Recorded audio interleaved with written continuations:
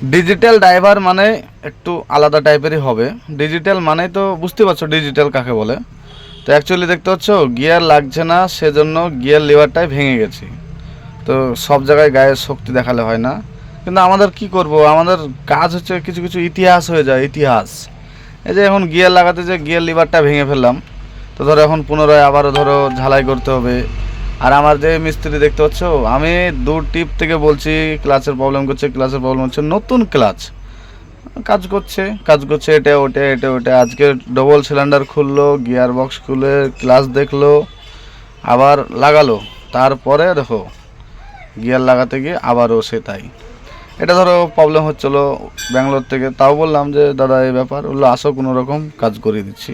তো যাই হোক, যেটা হয়ে গেছে সেটা ভেবে লাভ নাই, চলে আসলাম লেদে। তো লেদে দেখতে পাচ্ছ এখানে ঝালাই চলছে। আর এই কাকা বলছে কিরে এত মোটা রডটা কী করে ভাঙলি, কিন্তু কাকা তো জানে না যে আমরা ডিজিটাল ড্রাইভার কখন কী করে ফেলে তার কোনো গ্যারেন্টি আছে? কোনো গ্যারেন্টি নাই। তো ডিজিটাল ড্রাইভার বলে কথা।